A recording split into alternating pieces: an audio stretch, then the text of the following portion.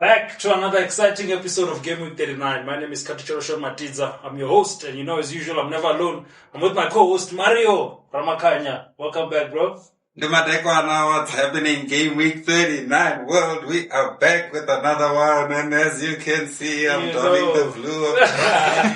Man's excited. I'm excited, but I'm also excited to have my friend here. Why don't you introduce him? We have Dickson, as we said, the whole purpose of the pod going on video is so that all the managers can get to, connect the faces with the voices. We've been doing this for 3 years, but people are probably seeing you for the first time. Welcome to the pod. How are you feeling? Thanks guys for having me here, man. It's actually really nice to be here. Seeing you guys grow is amazing. Yeah, no, you know what it is. We've been saying that we're growing, we're on a trajectory, and we wouldn't be here without, the likes of yourself, who's always been on the pod, supporting us, one of our loyal listeners. Yeah, and he's been on a couple of times, more than a couple of times. You know what I mean? So welcome, Dickson, and man, hopefully we're gonna have fun together. It's just unfortunate he came with some other. We're gonna get to that. We're gonna get to that. We're gonna get to that. But just quickly going on the headlines. Some exciting events took place. We see City drop points. Arsenal with a late winner, I would say probably. Some late winners there, almost dropping points. And as we saw, you were doing the Palmer there, the Cole Palmer there. The Kopama terrorizing managers that didn't have him, making the market go wild. Hey, I'm happy and sad at the same time. I was just talking to Dickson just before we got onto the phone, and I was telling him, as Palmer was scoring those goals, tears were running down my eye. And I don't know if they're tears of joy or tears of sorrow, but a mix of the two probably. It was a crazy one. Diaz disappointing. I don't know if any of you guys had Diaz. I never trusted Diaz actually. For some funny reason, I think for me he's not consistent, right? So I don't really put him in. But I mean, I don't understand how Mario doesn't put in Palmer. That's your must-have. You just have to have must-haves. You'll tell us more about that. And we see Ten Hag, I would say he cooked, but he got cooked. he was more the chicken than the chef. Yeah, but I mean, that Bruno red card wasn't a red card.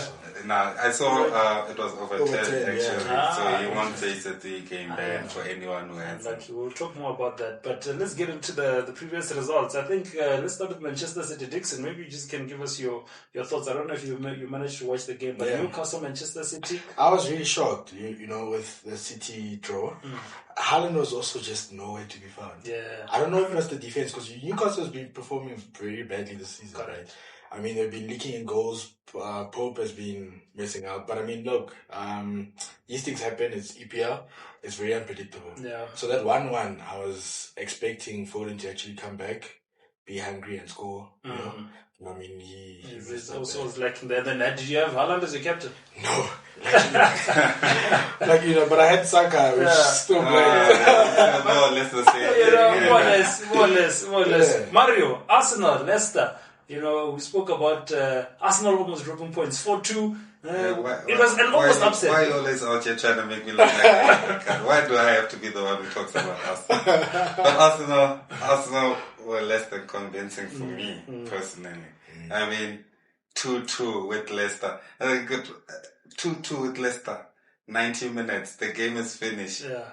If not for that, you're generous, I'll say, amount of added time added to that game. Arsenal might have drawn that game because they scored their winner, or at least one of the 2 goals they scored in added time, 90 plus 4, and then Havertz 90 plus 9, if I'm not mistaken. So, I mean, lucky, narrow escape for Arsenal. Leicester worked out for a point, I think they might have deserved. Yeah, but I mean, it's the end game that counts the most, right? No one remembers how. And that's the nice thing about Arsenal, because they get the job done. Yeah. Last season, this season, they're getting the job done. It shows the growth of the development. Please don't say last season. Getting the job done is they almost got the job done. Almost. Yeah. No one ever remembers almost. I'm going to start with Dickson before I move this one to Mario, because I'm sure he's going to have a mouthful, but I'll also just limit him on that mouthful, because we could be sitting here for the whole night. But man, we saw Cole Palmer scoring 4 goals, Chelsea 4 and Brighton 2. But just Palmer proving why his market value is what it is. Yeah. Showing us that those that are still doubting him, he is the big deal. He is the big guy. You can't doubt Palmer. Like, that was my first buy. Well, second after Haller. When I began the season, right? You can never doubt him. Even if he blanks, he's definitely going to, contribute some way, right? If it's assist, if it's a goal, he's definitely going to do something. He's been doing that since last season. Exactly. We spoke about this earlier. Another conversation me and Dickson had just before we jumped on. I mean, he controls that whole team. Without him, I think Chelsea wouldn't be where it is. Yeah. You know what I mean? Okay. Yeah. It's difficult for me to argue because I was reading up on a couple of stats. You know me, I'm a numbers guy. Yeah. So Dickson, like I said, we were having a conversation just before we jumped onto the pod where I was saying Jamie Carragher said Palmer is right now officially the best player in the league. And I said it's difficult for me to argue with that because besides title, just style of play, free kick, penalty, 10 out of 10 is going for the record for most consecutive penalties scored. I mean, dead ball, corner, 90-minute pass, creative, 90-minute player, always fit, hungry, always mentality. Exactly. I mean, can score a goal, can assist. He's 21, or 22, something like that. Way too young. I mean, 2000. He said 2000. I mean, the guy's crazy. No, it's crazy. More goal contributions since the 23-24 season till now than any other player. And what record did he just break? Oh, and hat-trick. The first player to score 4 goals in one half of a Premier League game. And not only that, he is currently boasting the most goal contribution in Chelsea's history for any player who's played anything over 500 minutes for Chelsea. So that beats Frank Lampard, who I believe is the fifth top goal scorer in Premier League history. And Eden Hazard, who we all know how that every season was one of the players with the most goal contributions. And he's beating Eden Hazard numbers. He's beating Lampard numbers. It's crazy. As I said, we can talk about Palmer the whole night. We could talk about him the whole day, but hey. But I want to touch on the team that just, managed to secure the first 3 points this season, and they've been losing or drawing, and that is Everton. Everton went on to win 2-1 against Crystal Palace. I took a -4. So basically I made 3 transfers. I banked 1 transfer, brought in McNeil. I brought in Raul Jimenez from Fulham, and there was a late minute transfer that I made due to an injury that had taken place. I cannot recall right now. But yeah, man, McNeil goes on to be the star boy with 2 goals there and making it into the dream team of the week. I mean, out of the 6 games they've played, the 3 he performed so well. Yeah. I mean, and he scored against Everton. I mean, wasn't Everton, was Aston Villa. I was shocked there. He recently scored the 2 goals against Crystal Palace. And he had an assist in the Villa game. Aston Villa, he scored and he assisted. Bournemouth, he assisted. So he's been actually on. And I mean, now going forward, they have a very good schedule. Well, besides the Newcastle, right?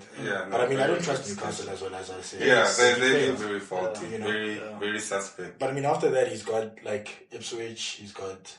Not saying that they're also a bad team. They shot me as well, right? But I mean, going forward, the lab one to look at. Ipswich is 3 goals now for Ipswich. He's got a brace in his previous game. Mario, you had spoken about Dominic Calvert-Lewin. And I spoke about Dwight McNeil as well. We spoke about him last week, actually. I flirted between him and Rodgers. But then Rodgers, stronger team. Everton, not such a strong team. Everton, better fixtures. Aston Villa have pretty decent fixtures, as we did discuss last week. But but Aston Villa is not gelling as it used to. It's not. But then I was impressed that Rodgers plays 90 minutes. He came in at the start of the season at 5 million. I think now he's sitting at about 5.2. And he had the double assist. He creates chances. Yeah. He creates chances. He's a good, bright player. Is he fine to play? Has he been cleared, or did he pick up a triangle? No, I did see that he Yeah, got I see that out. he has a knock. I'm not too sure. 75% chance. So between Rodgers and Onana, you'd go Rodgers. For Onana has that ability to come in and put in those goals. But then I think Rodgers is more consistent as a forward-thinking, creative player. I would also go with Rodgers. So I would go with Rodgers. But now, looking at it, I would think I'd go Dwight McNeil over Rodgers because of the fixtures, of course, and also Everton is not quite gelling like how you said. But when they do, you can see where there's something there that a coach just needs to grab it by the scruff of the neck. And I think he can get someone can get the best. In closing, maybe since we started with Brad McNeil, his form is currently 9.7. That's absolutely amazing. And as you said, Dickson, the next fixtures: Newcastle, Ipswich, and Fulham. Two of those have a level 2 FDR fixture difficulty rating. And his ownership currently is sitting at 5.3%. So I was one of those managers that... And if had it not been for Cole Palmer, yes, I think my ranking would have actually been quite amazing because he's second on the team of the dream week of the team. So someone to look into managers there. And you're welcome to take my notes.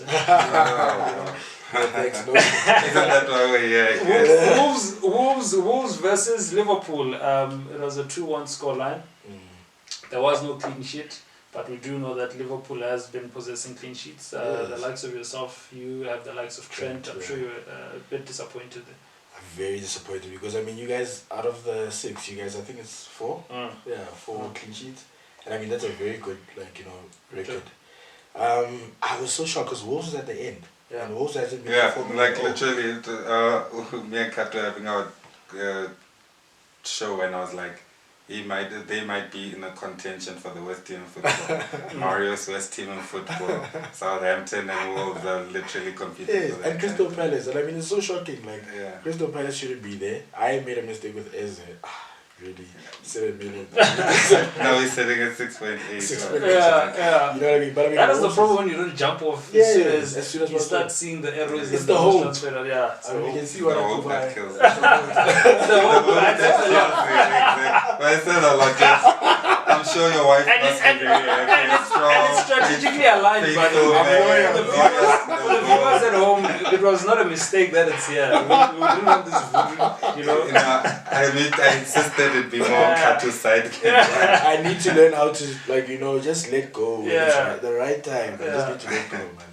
But before we move on, just quickly to tie this one up, Mario, Diaz disappointed a lot of managers. You were one of those managers that you decided to play a wild card and bring in Diaz. Oh no, I had him from the previous game when he scored the 13. So at least I was a bit chuffed about that. You still have some returns. Yeah, but what do you have to say for managers that brought him in and he blanked, and those that have just shipped out Salah is the one that returned. There's a lot of confusion that could happen. Can you maybe guide some of the managers out there on exactly how to handle this one? Yeah, no. Salah got the bonus point, which helped him a lot with the 10 points. But then Diaz, Crystal Palace, Chelsea, Arsenal. I don't know. I think this is where Liverpool's true tests are gonna lie. Like I said, they played Chelsea just after the international break. So they still we first have to go through that period, see injuries, players return late. We saw João Pedro. It was like he came back late, then it was injury, then he's out, and so on and so forth. But Palace, it's a good game. I don't think you should sell him like our friend Dickson said. He was a sucker who fell for the Palace attraction, the form they had towards the end of last season, and as disappointed him. So I think you could hold on to him and then see how he performs, and then after coming back from the international break, it's when you can make a proper assessment of what to do with them. All right, Dickson. Yeah. Yes, sir. The fixture of the weekend. I say this often to say on paper based on the fact that most of us are sitting on Sunday, evening in South Africa, because usually the kickoff is around 5 now. It's the last kickoff. Super Sundays. So it tends to become the fixture of the weekend. You're relaxed, you're having a beer there, the bride's ready, the fixture is starting. Man United versus Tottenham. As you said, Ten Hag got cooked. He wasn't cooking. I think the board of Man United is similar to how Kaizer Chiefs fans There's no difference between the Glazers and the Glazers. No, they must be a Bobby Mutaung. They also don't know when to let go of people at the right time. I think Ten Hag had to leave when Ronaldo was leaving. You know what I mean? Yeah. Sometimes you just need to. That was a side. I mean, you can't let go of your best player and then blame him and say, But anyways, that's an emotional check. But I mean, Ten Hag is literally not doing anything there. I mean, look at Klopp left. Your new coach is performing well. That's what you expect someone to do at a big team, right? Man United, I can't even see Man United as a top 4 anymore. Unai came to Aston Villa. Look at Aston Villa today. Yeah. Unai came to Aston Villa. You know what I mean? They're not still building. Arteta. You can see an identity. Even though you say Arteta is not completing it, but I mean he's showing number 2. Exactly. You know what I mean? Exactly. I mean, if Pep was not there, Arteta's gonna be number 1. It's like a Messi and a Ronaldo thing. You reckon? If Messi was not there, Ronaldo's gonna be taking all these Ballon d'Ors. No, obviously no, based but on their then, finishings in the past. Dickson, they start saying iron sharpens iron. I mean, look at Kaka. He came on, he was hot. He had the challenges in the Serie A. As soon as they recognize him as the greatest, they bring him to Madrid, he dies down. True. But look at Benzema. He came in highly touted as a young, good player. He had the qualities.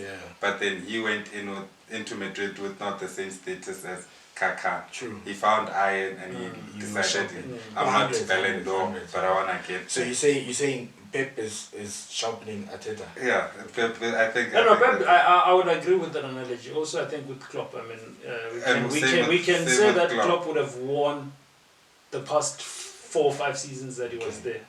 I see. But you realize maybe you could have not pushed as much as exactly. Pep, he might have not been the Klopp we know today, if not. Exactly. Pep out here creating villains for himself. But getting back to the game, sorry. Back to the game. So also that Bruno red card, I feel like that was very unfair. You know what I mean? We also, I don't know how VAR works nowadays as well. That was a weird one. It was a weird one. Because it was more like he put his leg inside, then he starts showing. Because I mean, if you challenge, your stats are always, as long as your leg is off the ground, your stats show. So is he getting a red card because his leg is off the ground? Then every challenge where the legs are off the ground should be a red card. And what happened to also looking at the game? I mean, some fixtures are not the same. You know, I'm sure referees that go and ref Madrid versus Barcelona, they ref these big games, there's some sense of, you need, not to say that you don't have to apply the law, but there are things, I mean, first off, giving a red card, what kind of a Champions League that will be? You can't it kills the game. It kills the games, really. We don't care, no one was going to be disgruntled about the red card. He gives the yellow, if I think it's worth him looking at, isn't it why it's there? Then they'll send them to the monitor and have a check and decide if you want to upgrade it. So I think caution always go with the yellow. So even though Ten Hag is a terrible coach, I mean that is also an effect. But I think they would have gotten toasted. Regardless, when they even had 13 men. I mean, your best player. Actually, they had 13 men. They were playing at home. Yeah, Bruno is best player. They were already losing anyway. But they would have came back. The point is, did you see I want to? It killed them. I've never seen Spence enjoying. Yeah, Van der Ven did. Van der Ven. There's no centre back in the world that can do that. No, Van der Ven. I can't even think of a centre back that can win a ball, come onto the left hand side, beat everyone for pace, come inside, put it right on the feet. For the easiest goal that Johnson will ever score. Was it Solanke or Brennan Johnson? They look the same. But then, they were having fun.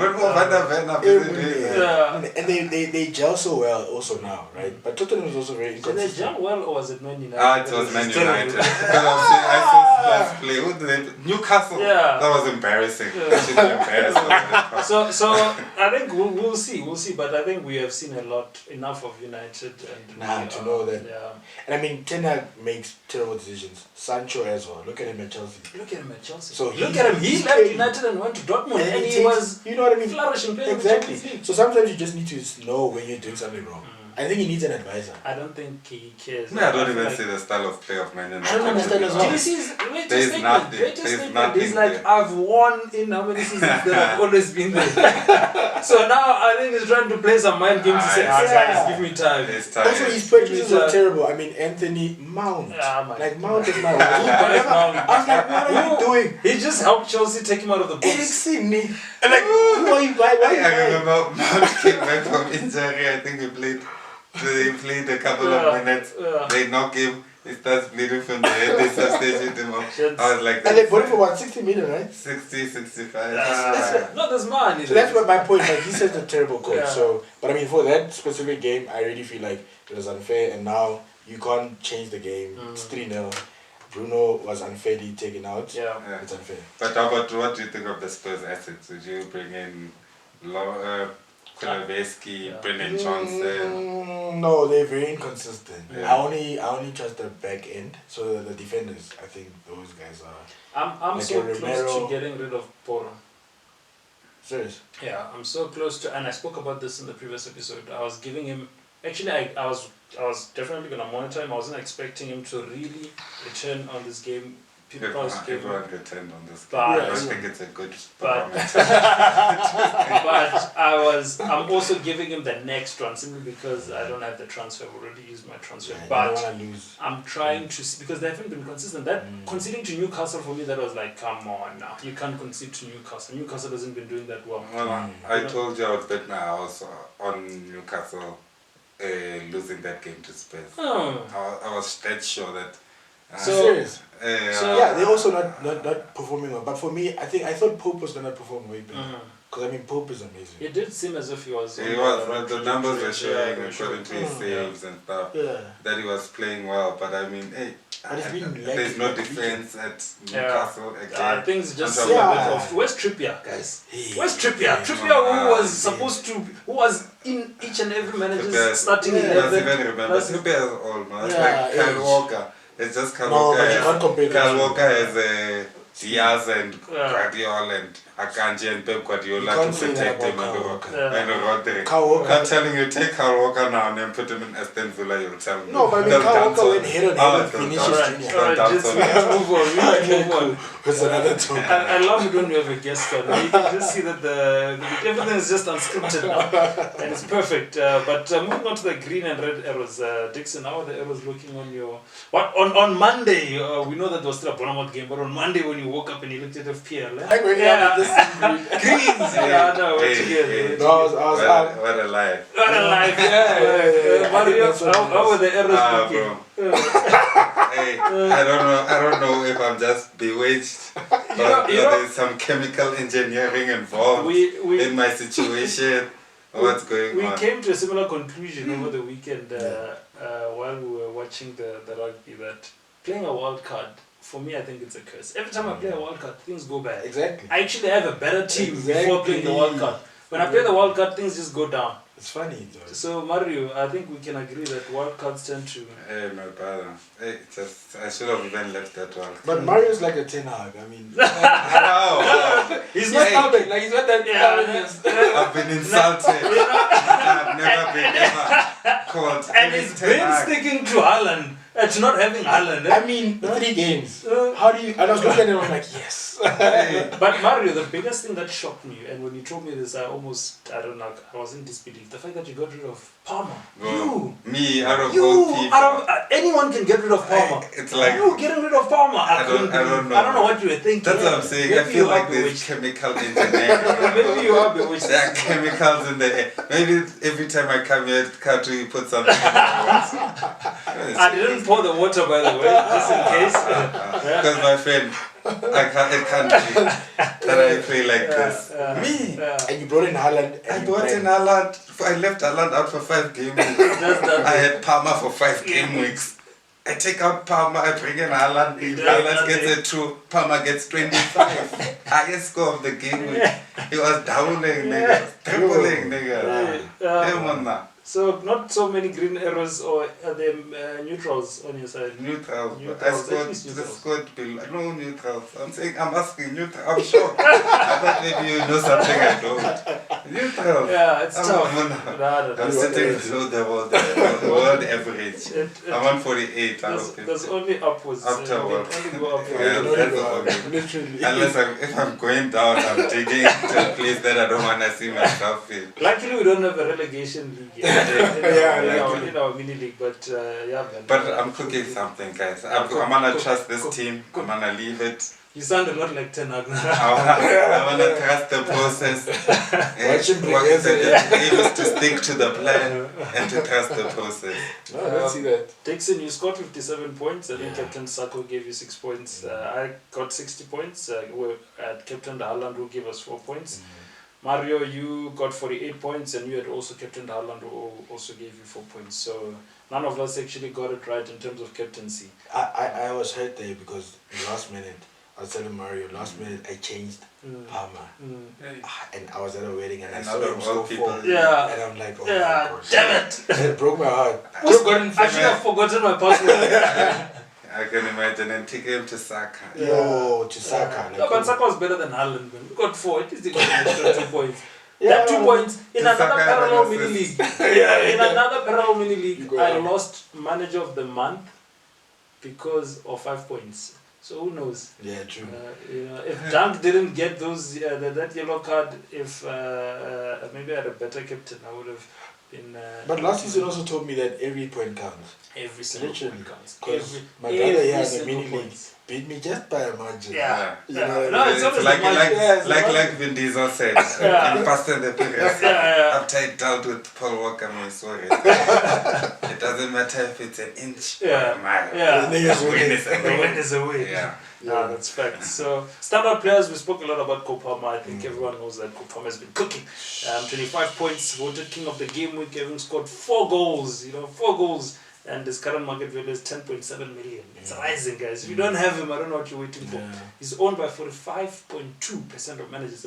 I'm surprised it's not over 50 because who's still watching Palmer on the sidelines? You sound like someone who brought him in, and you just said I don't have my transfer, what. I said I've already used my transfer. You said that's what I'm saying. You say you don't have your transfer anymore. I can't get rid of my defense because I saw. So that means Palmer found his way inside. Of course. Salah must have went. I had to go. I had to make sure that I cover this. But yeah, man. Cole Palmer is there. I brought in McNeil. I spoke about this earlier. He's second on the top players. 15 points, 2 goals. 5.6 million. That's a steal. He was 5.5 when I bought him. And he's currently owned by 5.3% of managers. And then we have Martinelli, who also has been in the shadows, but he seems to have started one cooking. or two good performances. But I mean, that's a hard one. Like, is it because Odegaard is out, right? That he's coming in? I'm not sure because now Trossard, but then Trossard's at the front with Trossard was coming in as a second choice player to Martinelli. Yes. Before Odegaard was injured. So and Arteta has this Pep mentality where he can just mess things up. He does. You know what I mean? Like the guys mess things up in the right way. And it still works. And it works for him, right? But for us, for us FPL managers. And hence I hate Man City players. Even though they the fixtures are there's good. no one you can take it in from Man City except for Haaland. You can't guarantee the brain is gone. Foden is. That's how I started my season. It was Foden first 2 weeks. He doesn't start. I sold him. Haaland is dealing with me on this side. I'm like, hey, let me bring in De Bruyne. Maybe he'll do something. I bring in De Bruyne. It's just for and I questioned you about De Bruyne. This guy's like, Mario, De Bruyne. Oh man, what are you saying? What are you saying about that guy? I nearly shrank in my chair. I'm like, hey. I need to start checking with you, my friend. I'm looking in the mirror like that Kermit the Frog meme with the hoodie. I'm looking in the mirror, questioning myself. I'm watching the podcast on the TV. I'm looking in the mirror. I'm like, you're better than this, Mario. So hey, since Man City's Haaland and the defense. But for these fixtures are very nice for them. Yes. Who do you bring in then besides Haaland? I mean, because that. I see they favor Savinho. Savinho is also not training. I don't think Savinho. I think it's a bit I think it's a matter of just because anyone steps up at the moment. But if you're looking for someone who's a bit more consistent, I would say Bernardo Silva. Guardiola as well from the left back, and Gundogan. Obviously back in the team. I saw him scored on his return, and also last night. Foden is back. I don't know. Foden when he's on form, I saw. Even speaking of last season. I also dealt you with the cause of Foden. Because you cut up a lot of ground when I was at the top because of Foden and then Guardiola. I found the players in Man City which are worth betting on. But usually you find them later on in the season. Exactly. And they don't start now because you know how Man City is. Usually they don't start that strong, but they finish like a month. So you see, it's one of those. 100. So Martinelli, as you said, 13 points, having scored a goal and assist. Current market value is 6.9 and is owned by 3.4% of managers. That's a massive differential. If it goes on to big differential. to return, remember Martinelli, was it last season? 2 seasons. Was it last season or 2 seasons back? No, it was last season. It was last season when he scored the 24 points and it was nice and cheap at 6.5. But now I heard that Odegaard might be coming back. Yes. So that's the reason why I didn't want to actually take him in. Because now with Arteta, he trusts Saka and Odegaard and Rice. And Havertz now. And Havertz is his so now if Martinelli, if Martinelli, I mean if Odegaard comes back, Martinelli is going to be shaky.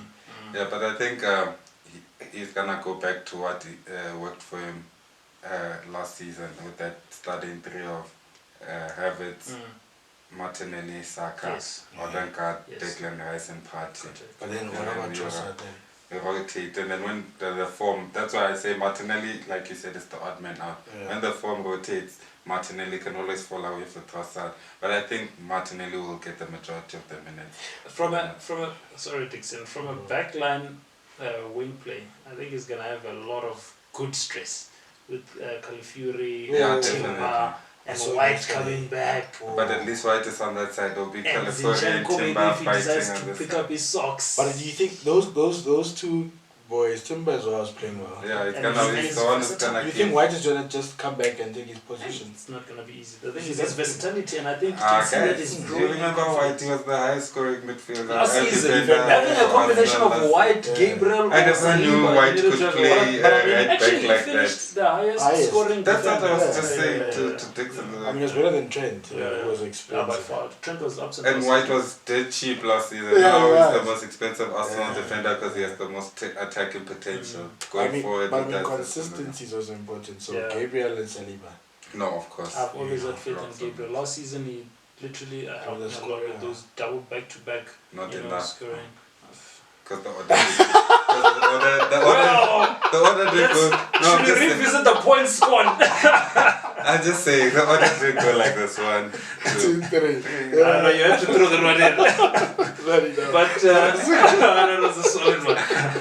But to the next segment, as you guys can see, we have a guest here. We're pretty excited, and one of the main purposes of having guests again is for you guys to pick their brain, get to know them, or for us also to just get to know them. So we have a segment known as Get to Know your manager.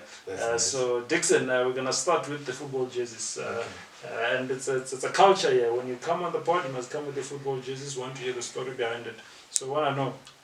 You started the best team in the world. Yeah, no, in the world. Okay, no, let me start with the best team. We have international viewers, so we need to speak facts. Right, so Real Madrid is my international. I loved them since I saw that 2002 Zidane. Number 5. The left foot top corner. For the 2Ks who only know who's this, the new number 5, Bellingham. They must know the story behind that. I don't even think Bellingham was born with Zidane. No, but I mean Bellingham loves Zidane and took the number 5 and 10 because of Zidane. Yeah, no, of course.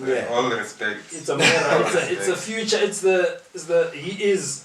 He reminds us, or rather, it's a it's a rewind of Zizou. Exactly. Yes, exactly. Let's not stretch it, guys. No, but I mean, he performed the best. No. Yes, there still has a lot to prove, but first season, I think he did feel that the numbers were No, very you guys are Vinicius. Madrid fans. It's No, but I mean, the numbers are there. It's I'm fine. a numbers guy. I'm a numbers I guy. love Gavi, I love Pedri, but But you can't compare the two. Iniesta and Xavi. Okay, back to the back original to managers. It's here, but I mean, the best team in the world is here. Second love is here. Number one team in Africa. Okay. In terms of commercializing, right? Okay, I was Biggest looking team, for a star. fans.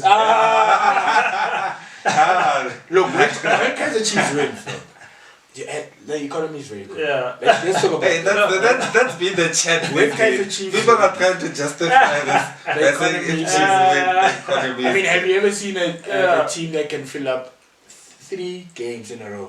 No, you haven't in South Africa. You can't. Fill up the stadium. They're not playing alone, but it's No, come on, you can't even have it. But anyways, after So Kaizer Chiefs for the international fans who do not know, and the colours. This is Kaizer Chiefs, the highest favorite team in South Africa. Okay, that's probably the only fact. Yeah. With the highest trophies. Yeah. Also overall. Yeah. Yeah. You wanna compete? Okay, you're touching quality now. So over here, Chelsea. I'm not really a Chelsea fan, but my son is. My first 6-year-old. He loves Chelsea. I don't know who made him love Chelsea. I know, It's the weirdest thing. he's got a brilliant mind. He's a soccer player. He's also great. So I This bought is last season's jersey, no? Yeah. Yeah. It's the first time I see it. So he loves Beautiful, this beautiful jersey. finish. Yeah, it was also amazing. Yeah, it was amazing. Noisy jersey. It's a beautiful Yeah, jersey. even especially the badge, you're very unique. The badge is extremely unique. How many Exactly. badges? I feel like it looked like a training kit because you guys didn't have a sponsor for a long Oh, time. God, It yeah, was a God, bit it's odd. But they didn't need a sponsor last year. They were wild. They were wondering. now at the end of this season, we'll be piling up at that job. Yeah. So Chelsea, and then it was PSG. My son loved Mbappe Okay. before he moved to Madrid. And also, you know, I'm a good father. It's good. Does he love Mbappe now that he's I think Now he's looking for a for Madrid those shirt. that do not follow Dickson on social media, he's actually working on a project in Mbappe. Yeah. My son is. Oh, yeah, your son is gonna be the next Mbappe. We have a project every from Mbappe going. Saturday. We're here at Supersport. He plays for Supersport. Is it? Okay, no, that's good. Hopefully, you can see him representing South Africa on the big stage. You must turn our luck around. So, moving on to the next question. Preferred FPL formation. We have 4-4-2. We do have 4-3-3. We tend to see managers. I'm one of those managers that at some point I did play 4-3-3. Currently now my favorite formation, I would say it's, I think I'm playing what, 3? I'm playing 3-4-3. Yes, I'm playing 3-4-3 right now. I'm But playing. your favorite? For me, I always wanna capitalize on the mid. Okay. You know what I mean? Because that's where you get your most points from, right? And I mean, you know, your mids are controlling everything. They get, when it's a clean sheet, they get that one. Yeah. When it's an assist, they get more points. You know what I mean? The goal is more points. Goals as well. You know what I mean? 3-5-2. So for me, I prefer that 3 at the back because my defenders are always terrible. Like, I don't know if someone. Did you budget? No, my defenders are now besides Trent. Yeah. All my defenders are like 5. Yeah. Right. Yeah. And then my mids are there, so it's all mids, and then it's Haaland 1 at the front. Okay. So it's 3. No, that would be 4-5-1. It's 4-5-1. Yeah, 4-5-1. 4-5-1. Okay, and that's, so now So before I had 3, 3-5-2, and then now it's 4-5. I think that's probably the most popular one. 3-5-2. Yeah, 3-5-2. All right. So Dickson 3-5-2. That's currently his FPL formation that is playing on. So very interesting. I do not have the assets to play that formation, and I'm playing the one that I'm playing. Which one are you playing? I'm playing 3-4-3. Oh, 3-4-3. Which other forward are you playing? Which other forward? I have Raul Jimenez, I have Haaland, and I have Watkins. Oh, okay. Hey, what? Hey, at least he scored. Big points. pricey. Big points. I'm confident. I don't have to stress about my forwards for now. But next question. Lessons from last season? You spoke about Mario. When you come for the kid, it's not nice. For me, the biggest one was don't have a big head. Like, you know what I mean? Don't be stubborn. if you can see someone is actually performing, Yeah. you know, don't be a Mario, don't be a Ten Hag. Oh wow. So we have 5 games waiting for Haaland. You know what I mean? But So, yeah, so that's what killed me last season was that I started Haaland on the 4th game week and already had scored like a hat trick and 2 goals. You know what I mean? And I caught on late, and I would have won, but I mean, so this season I started off by buying Haaland first before I bought anyone else, then Palmer. And then you build your team. No, then Palmer, then I built my team around that. You know? And then I made sure. Also, another lesson I learned: Salah is not trustworthy. Yeah. No, but that was not an easy one to decide. Seeing that, I went to that. I also didn't have Salah start of the season, but yeah, I saw him cooking the first. Yeah, because first 4 game weeks, him and Haaland broke the record for the most points scored in the first 4 game weeks in history, which was 41. Yeah, but I mean, he's not consistent. Yes. I saw that last season. Yeah. Like, I've been seeing for the past 2 seasons. Definitely. He's not consistent. No, he's not what he used to be. He's not what he used to be. Although we give respect, he is the king of FPL. For that amount most of money. points. He's got the record. I think out of the top 10 seasons, he has 2 of them or 3 of them, if I'm not mistaken, out of the top 10. And I don't think anyone has 2. Oh, it's him and Lampard actually. That are the 2. Lampard has 2 top finishing seasons, and then it's Salah. So for me, it's that. Like for me, those 3 things, right? Every point counts. Yeah. Don't be hard-headed. Don't be a Ten Hag. Don't be a Mario. And just don't trust Salah. Don't trust Salah. No, because after that 9-goal last season, and he had no contribution to that 9 that goals. one touched him. It hurt me and it broke my heart. I'm like, no, I'm done. I know. This one even spoke about it off camera. I'm done with it. You can tell managers learn lessons. It shapes how they think going forward. But this season, the strategy, what do you think has been working for you to this point? For me, is trusting my gut, right? And also like actually understanding. Look, for me, like the forwards, the mid and forwards always bring me the points, right? So I'd rather have don't have a. Last season, my issue was having a quite expensive bench in the beginning. Yeah. I think in the beginning you don't really need to have an expensive bench, right? Bench I have so I have people that I'm not even using at all. So even if I have an injury, one injury costs me a lot, right? So all my players there. I mean, I've got a guy from Ipswich who's no longer playing for Ipswich anymore. He cut his contract. So.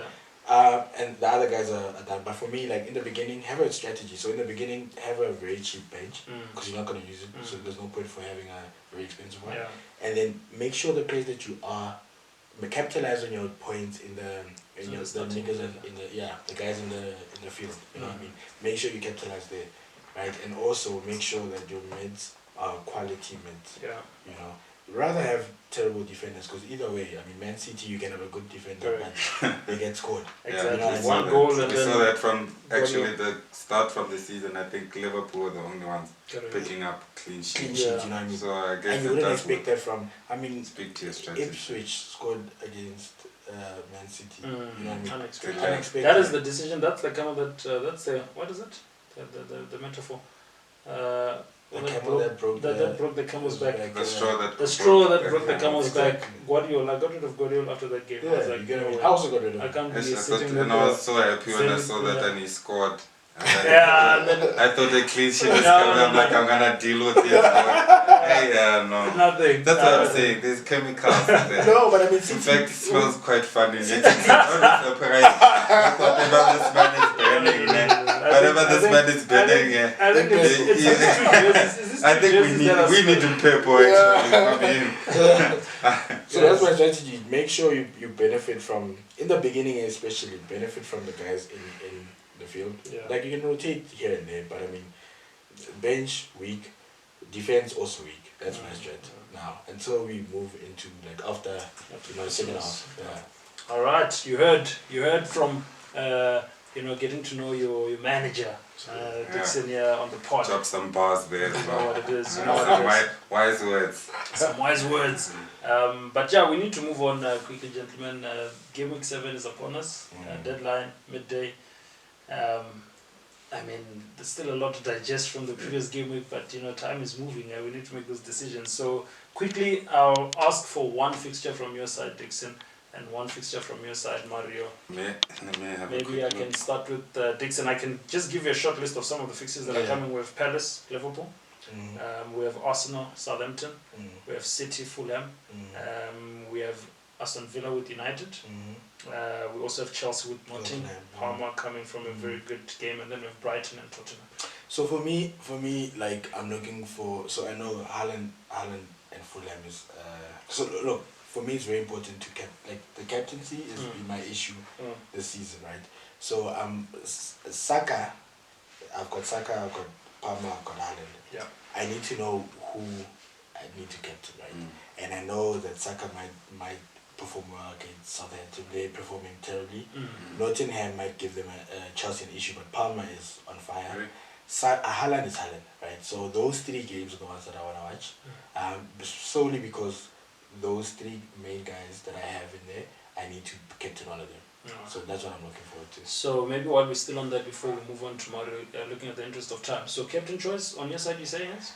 It's between Saka, Palmer, and Haaland. Saka, Palmer, yeah.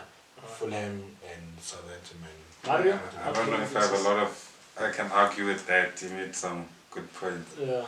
Yeah, like I said, put in the Android, Cyborg, John Wiki himself, Haaland, I put him in. Yeah. I was done putting my boy in the code. I told you that I need to Dickson's laughing at me. But hey, yeah, I know. Yeah. I feel like I'm one of the hopping on the bandwagon as well.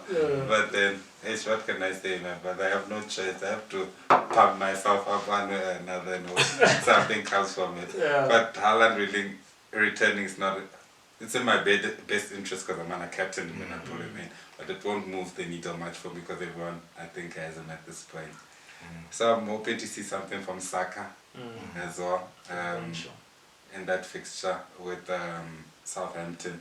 Like I said, they competed for the title of West Team football with Wolves. And talking about Wolves, I'm hoping Mbeumo does something special against them. Mbeumo is a few transfers away from my team, but I'm hoping he deals with that's what I'm saying. I'm being optimistic because I need to make up ground. So I'm hoping Mbeumo, but obviously we can't leave this man out. Yeah. Hey. So you also brought him back in. I can't afford to. I can't wild card and then take a -4. It's just not. So wait, you don't have him? I don't, my friend. Okay. So you're gonna cross your fingers and I'm everything literally crossing my fingers and my toes that he assists Jackson for a hat-trick. Because that's what I have now. I've got Nicholas Jackson. Come on, sorry, Miss Jackson. I'm for real. But then, I'm hoping Jackson returns. But then, like I said, if Dickson puts up a strong argument, got Haaland, Saka, Palmer for captaincy. Those are also the 3 fixtures to look at. Jackson can bring him in there as well. I think Sancho, if you want to take the chance on him. But I wouldn't say buy because obviously the fixtures after the international game week are quite difficult. And because one man was fixture proof. Yeah, Palmer is the only one that we can say it can withstand that kind of heat, you know what I'm saying? Yeah, but then Haaland, Palmer, and then Saka, that place for me. You heard Haaland, Palmer, and Saka in that order. But just quickly looking into our mini league, how the standings are looking before we wrap up. We see that currently first still Raul, you know, Raul in our game week 39 mini league. Raul is still leading. Joker's there with 428 points, and second. Mbodi still managed to retain second position, the Duna FC with 415 points, and we see we have a new third placed manager who came on, Musa, but I don't think it's our Musa from the other league. So Musa Cindy 11 sitting on third with 415 points. So the Bishop is in fourth. So yeah, that is he's fourth. He's also coming up. Hey, Yeah, he's cooking. He's cooking. Pedro dropped. Pedro, we our see. former champion Ryan is coming up as well. Nice. We see Pedro. By the way, Pedro. Forever consistent since the league has began. It's crazy. I've read him a couple of times on the show. We see you, Pedro. We might have to connect. And then, as you said, our former champion Ryan. Ryan coming up with he's the also cooking. Kyle is dropping quite surprisingly. Yeah, it is. But then someone was it's always there featuring in the top 10ish. Yeah. I know it won't be too long till he gets a bad game week though. 37 points. Making me look like a world class manager. Hopefully he's gonna recover, because once you lose ground in our league, it's tough. It's tough to even break into the top 10. So as I said, time is against us. So many thanks. Dickson, 18th. That's pretty good actually. Not too bad. Considering the competition, I'm 50th. Literally 5-0. 18th, so that's crazy. But as you see, the best mini league in the country, as we said, bring anyone else who disagrees with us and tell them to join our mini league, and they can also come here and tell us what they think they can come and do. We want to see it. But many thanks to our listeners, many thanks to our viewers, guys. We're on a journey to getting to 500 subscribers on YouTube, and we cannot do it without you guys. So every subscription, every like, engage with us on the comments, would really appreciate it. As you can see, we're scaling, we're growing, we're putting things together. We have a whole team behind us, that is cooking, and I mean cooking, not like 10 No, these ones are actually cooking. Unfortunately, they United fans, man. They better than what they support. Don't judge them. So the team is growing, and we really appreciate the support, and we still need your support to get where we want to go, and in order to enrich this pod, and have it, exactly where it's supposed to be. But besides that, I think just a reminder that Game Week 7, the deadline is Saturday the 5th of October at midday. So make sure that you sort out the teams, you make sure that you sort out the benches, make sure that the captains, as you heard from the panel here, they'll never mislead you. So make sure that you have all of that sorted. But maybe in closing, I'll start with Dickson quickly. Going into Game Week 7, what do you have to say to managers? For me, my advice is still the same. Don't try and have a big, make sure you get the points, and then have that little bit of differential. Don't try to be too optimistic. Template. You know what I mean? Don't try to be too optimistic. It's my brother there. As he looks at you. I hope you listen to me, but I mean, look, you need to get all the points in the beginning. Yeah. You heard. Mario. Yeah, you know me. I'm all about the numbers. And we've laid it out for you. Palmer, I don't know why I didn't follow the numbers myself, but Palmer, Saka, Haaland, like we said, would never lead you astray. The numbers point in the direction of Salah, so unfortunately. But anyway, like I always say, men lie, women lie, but numbers never lie. Numbers never lie. You heard from us, guys. Good luck for Game Week 7, and we shall catch you guys in the next episode. We out. Peace. Danko.